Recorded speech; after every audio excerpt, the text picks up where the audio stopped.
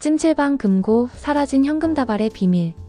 경기도 수원의 한 주택가 골목 끝에 자리한 대성 찜질방은 이 동네 사람들에게 없어서는 안 될 소중한 공간이었습니다.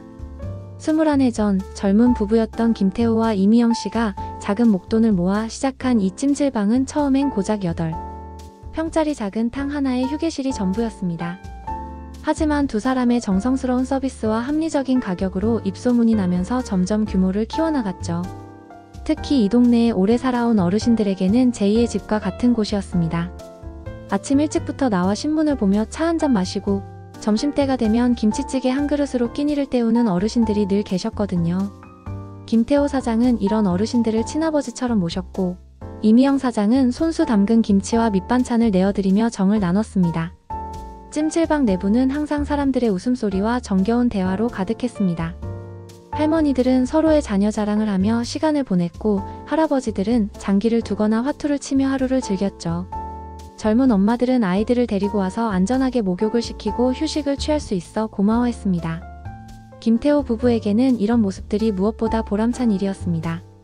돈을 벌기 위해 시작한 사업이었지만 어느새 지역사회의 소중한 구심점 역할을 하고 있었으니까요. 대성 찜질방이 다른 찜질방과 구별되는 특별한 서비스가 하나 있었는데 바로 손님들의 귀중품 보관 서비스였습니다. 김태호 사장은 어르신들이 현금을 몸에 지니고 다니는 것을 불편해하시는 모습을 보고 사무실 한쪽에 작은 금고를 설치해 무료로 보관해드리기 시작했습니다. 처음엔 시계나 반지 같은 장신구 정도였는데 점점 현금을 맡기는 분들이 늘어났죠. 특히 매달 연금을 받으시는 어르신들은 큰 돈을 들고 오셔서 안전하게 보관을 부탁하시곤 했습니다. 김태호 사장은 보관증을 꼼꼼히 작성해드리고 찾아가실 때도 신분을 확인한 후 정중히 돌려드렸습니다. 이런 신뢰 덕분에 입소문이 퍼져 멀리서도 이곳을 찾아오는 손님들이 생겼을 정도였죠. 하지만 이 서비스에는 예상치 못한 부작용이 있었습니다. 찜질방 자체의 매출도 대부분 현금 거래였기 때문에 금고 안에는 항상 목돈이 쌓여있게 된 것입니다.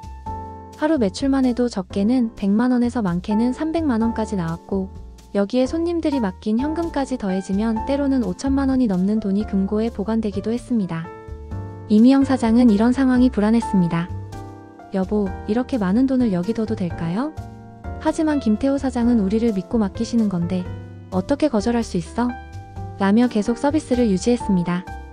올해 초부터 대성 찜질방에서 아르바이트를 시작한 26살의 박준혁은 성실하고 부지런한 청년이었습니다.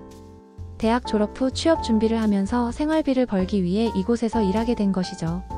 김태호 사장 부부는 준혁이의 성실함에 만족했고 점점 더 많은 일을 맡기기 시작했습니다. 처음에는 단순히 청소나 손님 안내 정도였는데 나중에는 계산이나 열쇠 관리까지 담당하게 되었습니다. 특히 야간 근무 때는 혼자서 찜질방 전체를 관리해야 했는데 이때 준혁이는 유독 사무실 근처를 자주 서성거리는 모습을 보였습니다.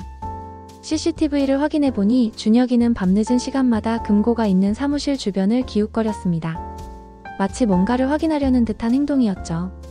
화장실을 간다거나 청소를 한다는 핑계로 사무실 앞을 지나가면서 문이 제대로 잠겼는지 확인하는 것처럼 보였습니다. 이미영 사장이 먼저 이상함을 눈치챘습니다. 준혁이가 요즘 사무실 근처에 자주 있는 것 같던데요. 하지만 김태호 사장은 성실한 애가 책임감을 갖고 확인하는 거 아닐까? 라며 크게 신경 쓰지 않았습니다. 그런데 CCTV 영상을 자세히 보니 이상한 점이 더 있었습니다. 준혁이는 의도적으로 카메라 사각지대를 이용해 움직이고 있었고 사무실 문 앞에서 무언가를 만지작거리는 시간이 점점 길어지고 있었던 것입니다. 그 일은 화요일 아침에 일어났습니다. 평소처럼 오전 6시에 출근한 김태호 사장이 전날 매출을 정리하려고 금고를 열었을 때 순간 머릿속이 하얘졌습니다. 금고 안에 있어야 할 현금 뭉치들이 감쪽같이 사라져 있었던 것입니다. 여보, 빨리 와봐. 김태호 사장의 다급한 목소리에 이미영 사장이 달려왔습니다. 두 사람은 금고 안을 다시 한번 뒤져봤지만 전날까지 있었던 5천만원가량의 현금은 온데간데 없이 사라진 상태였습니다. 손님들이 맡긴 돈과 사흘치 매출이 든 돈봉투 그리고 급여로 준비해둔 현금까지 모두 없어진 것이죠. 부부는 패닉 상태에 빠졌습니다. 21년 동안 찜질방을 운영하면서 이런 일은 처음이었거든요. 더욱 절망적인 것은 손님들이 맡긴 돈까지 사라진 상황이었습니다. 이걸 어떻게 설명하지? 어르신들께 어떻게 말씀드리지? 이미영 사장은 울음이 터져나왔습니다. 즉시 경찰에 신고가 접수되었고 수사팀이 현장으로 출동했습니다. 금고에는 부수거나 억지로 연 흔적이 전혀 없었습니다. 열쇠로 정상적으로 연 것처럼 보였죠. 이는 곧 내부인의 소행의 가능성이 높다는 것을 의미했습니다. 경찰은 찜질방 직원들과 전날 밤 늦게까지 있었던 손님들을 모두 용의선상에 올렸습니다. 평소 찜질방을 자주 이용하던 단골 손님들도 조사받아야 했고, 이 때문에 찜질방 분위기는 순식간에 얼어붙었습니다. 모든 의심의 눈초리는 자연스럽게 박준혁에게 향했습니다. CCTV에 포착된 수상한 행동들, 그리고 금고 열쇠에 접근할 수 있었던 유일한 직원이라는 점 때문이었죠. 경찰은 준혁이를 참고인으로 불러 조사를 시작했고, 찜질방 손님들 사이에서도 그 알바생이 훔쳤다는 소문이 돌기 시작했습니다. 준혁이는 결백을 주장했지만 상황은 불리했습니다. 저는 정말 모릅니다. 그냥 청소하러 간 거예요. 하지만 왜 사각지대로만 다녔는지, 왜 문 앞에서 그렇게 오래 머물렀는지에 대해서는 명확한 설명을 하지 못했습니다. 사실 준혁이는 김태호 사장에게 고마움을 느끼고 있었고, 야간 근무 시간에 더욱 꼼꼼히 확인하려고 그런 행동을 했던 것인데, 이런 선의가 오해를 불러온 것이죠. 하지만 수사가 진행되면서 예상치 못한 전개가 시작되었습니다. 경찰은 단순히 준혁이만 조사하는 것이 아니라 금고 열쇠를 만들 수 있었던 모든 사람들을 조사하기 시작한 것입니다. 그 과정에서 한 사람이 수사선상에 오르게 되었는데, 그는 바로 김태호 사장과 찜질방을 공동으로 운영하고 있던 절친한 친구 최동식이었습니다. 최동식은 김태호와 중학교 때부터 40년을 함께한 중마고우였습니다. 찜질방 사업을 시작할 때도 자본금의 일부를 투자했고 명목상 공동대표로 등록되어 있었죠. 때문에 그 역시 금고 열쇠를 가지고 있었고 언제든 자유롭게 출입할 수 있는 위치에 있었습니다. 경찰의 관심이 최동식에게 쏠리기 시작한 것은 그의 최근 경제 상황 때문이었습니다. 수사 과정에서 충격적인 사실들이 하나둘씩 드러나기 시작했습니다. 최동식의 경제 상황이 생각보다 훨씬 어려웠던 것입니다. 겉으로는 성공한 사업가처럼 보였지만 실제로는 여러 사업 실패로 인해 빚더미에 앉아 있었던 것이죠. 더욱 충격적인 것은 최동식이 몇 년 전 김태호에게 거액의 돈을 빌려주었다는 사실이었습니다. 당시 찜질방 확장을 위해 필요했던 자금 3천만 원을 최동식이 개인적으로 빌려준 것이었는데, 김태호는 사업이 안정되면 갚겠다고 약속했지만 아직까지 갚지 못하고 있었습니다. 경찰 조사 결과 최동식은 몇 달 전부터 김태호에게 돈을 갚으라고 계속 재촉했던 것으로 드러났습니다. 하지만 김태호 역시 여유가 없어서 조금만 더 기다려달라고 부탁하는 상황이 반복되었죠. 이런 상황에서 최동식은 극단적인 선택을 하게 된 것입니다. 결정적인 증거는 최동식의 집에서 발견되었습니다. 경찰이 압수수색을 실시한 결과 그의 방 서랍에서 새로 만든 금고 열쇠가 발견된 것입니다. 최동식은 몇 달 전 몰래 김태호의 열쇠를 본떠서 복제키를 만들어 두었던 것이었습니다. 더 나아가 최동식의 계좌 추적 결과 사건 발생 다음 날 그의 계좌로 현금 5천만 원이 입금된 기록도 발견되었습니다. 더 이상 변명할 여지가 없어진 최동식은 결국 모든 것을 자백하기 시작했습니다. 내가 빌려준 돈인데 그냥 가져온 것뿐이다 라는 것이 그의 주장이었지만 법적으로는 명백한 절도 행위였습니다. 진실이 밝혀진 후 찜질방에서 벌어진 일은 그야말로 참담했습니다. 김태호는 40년 지기 친구의 배신에 충격을 받아 며칠 동안 말도 못하고 지냈습니다.